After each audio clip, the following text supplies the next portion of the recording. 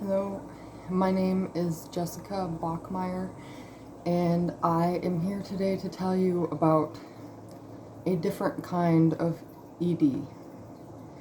I'm going to be reading my note that I wrote because I don't want to go off topic, and I have that mind that goes off topic all the time, so I'm just trying to stay focused. So if you see me looking and reading, it's because I made notes.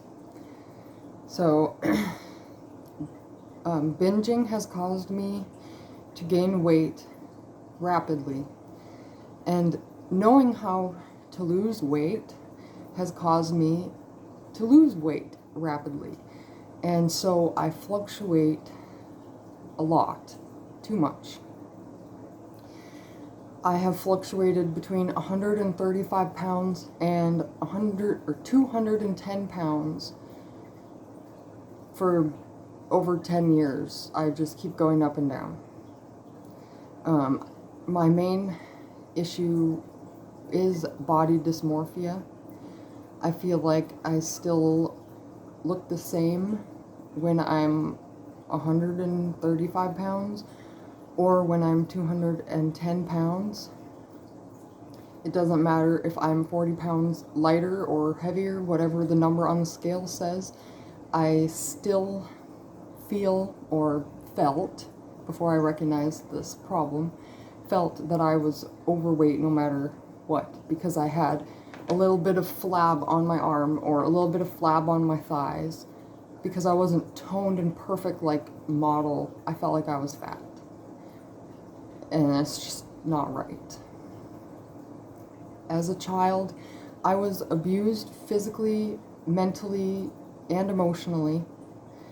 In preschool, I remember, this is the earliest thing I remember, we got weighed in front of the entire class in this big room. Everyone was getting like 40 pounds or 45 pounds, and I already knew I was bigger than the rest of the kids. And I ended up getting 80 pounds as a 5-year-old, 4-year-old. My dad was always saying things like, don't eat that or you'll get fat, or you don't want a belly like this, talking about his stomach. And my mom had her own struggles in that abusive relationship, and her and I would sit together and eat chocolate and cover up the pain by doing things like that. I was not taught how to deal with emotions and thoughts because sadly my parents didn't know how either. I was in full self-sabotage mode as a child. During my elementary years, I was eating candy in my room, in my bed. I remember bringing pepperonis into my room one time just to hide, just so I could eat the whole bag. I never brushed my teeth, and now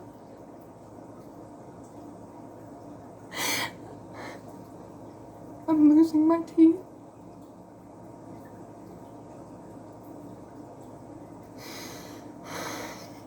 As I got older, the dental problems caused me to fear the dentist, so I stopped going. And my teeth have only gotten worse. Just in 2020 alone, I got 6 teeth pulled out of my mouth.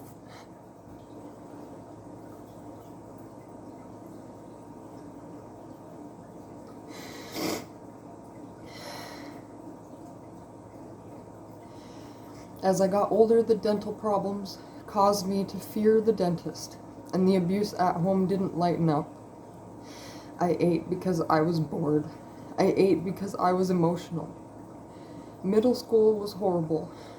I was called a cow on Instant Messenger on MSN back then, and other things. I was in full anxiety mode during the day, and alone in my bed at night, the depression kicked in. I would wonder, what's wrong with me? Why am I this way? Who can help me? In high school, I tried to starve myself to lose the weight. And that turned into just wanting food and making my binges worse, which turned into purging. So I would eat and eat and eat and then get rid of it. High school is when I started watching pro-Anna subject matter. I had an entire inspiration Tumblr, which was taken down when they ended up doing they changed the rules about that. I had friends who were bulimic. The bathrooms at school made it painfully obvious. Oh, just finished lunch, gotta go to the bathroom to freshen up. In high school, I stayed between 135 and 155 pounds. But as a freshman in college, all the fast food added up fast, and I was over 200 pounds before I knew it. That was the first time in my life I had ever surpassed 200 pounds. I was dumbfounded that I let myself get to that point. So I cut out sugar and soda, chocolate, all those cake, anything dessert like that, and I just stopped eating that. I started learning how to cook and make my own stuff. At this time I was living by myself, so I wasn't having the same influences from my parents, but they were still in town, so I was still going to talk to them every day. I cut out the chocolate and soda and I lost weight. I was back down from 200 to 180, and I just kept losing. After 2 years of restricting, it was like 2015, and I was down to 135 pounds again. Since 2009, and now it's 2015, I was finally down to 135 pounds. Pretty much that time was the same time I got pregnant. I gained weight healthfully, and I worked extremely hard to get the right vitamins and minerals in my body, because it was not just my body after all. This tiny soul who chose me to be its mommy was depending on me to make it through those 9 months. Boy, did I eat a lot of oranges. I ate so many oranges when I was pregnant.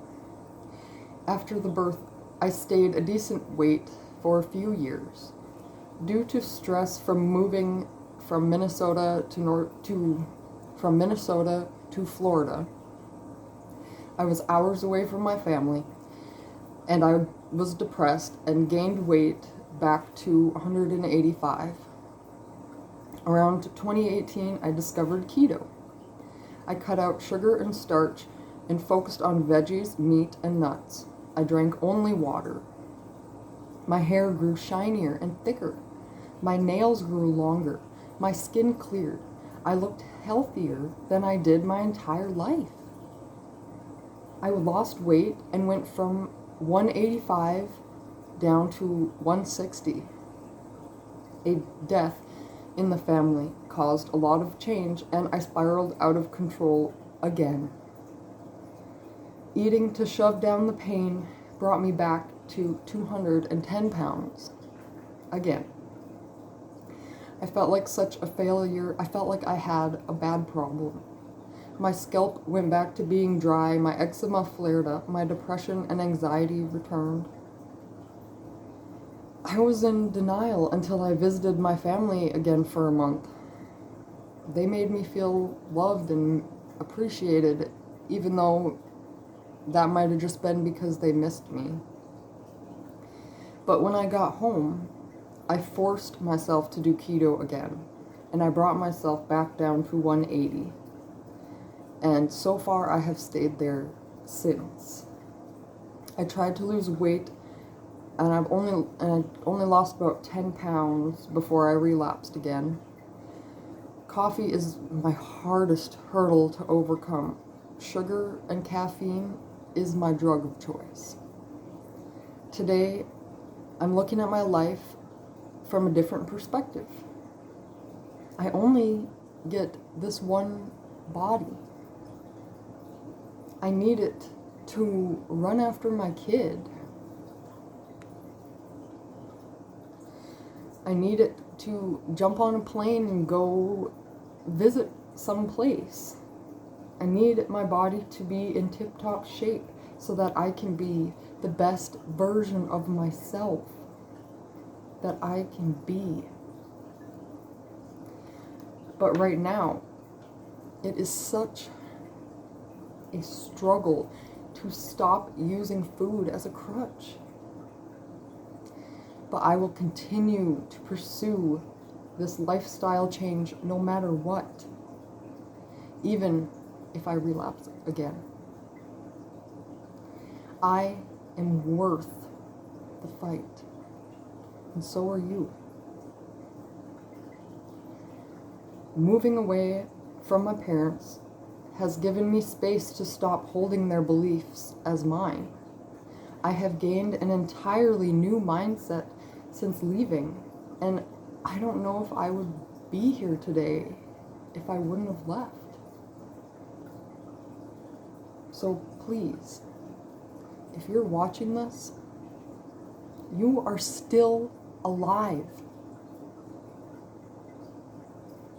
You still have a chance to make a change. Life is about focusing on your hobbies and passions and not letting anyone else's opinions of you hinder your own personal growth. I want to hug every single one of you out there, no matter what you're struggling with. EDs come in all shapes and sizes, and they can be a result of a much bigger issue that people are dealing with inside themselves. It is not only contained to the two types you hear about, Anna and Mia. There is many others. There is a combination of all of them, but it stems down from a root of self-sabotage, feeling unworthy, feeling like you're not good enough.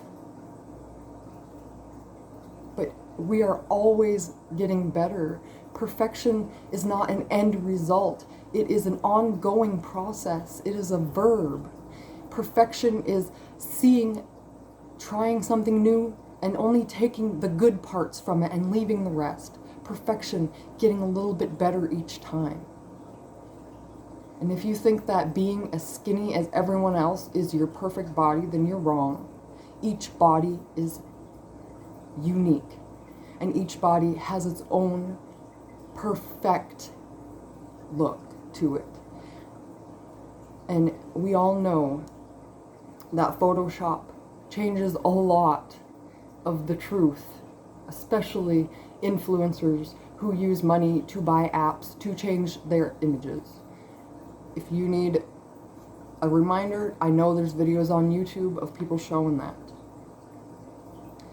So I just hope that this brings awareness to anyone who struggles with more than just an eating disorder, with anyone who struggles with body dysmorphia. I hope this helps you realize the bigger picture, that body dysmorphia is an illness that can start very young, where you think you need to be a certain size. And if your parents are telling you that they're fat or they're worried about their weight, as a kid, you kind of take it upon yourself and feel that same way, or you kind of gain your habits and your beliefs from your parents. So as a teenager and young adult, it's time for you to unravel what your parents' beliefs are and decide to believe what you want to believe. Follow that little voice inside your head. Things can get better. It's scary. It's really scary to change. But I don't want people to die from this anymore. We have better ways of dealing with mental illness nowadays. Please, get help so that you can still be alive. Thank you for watching.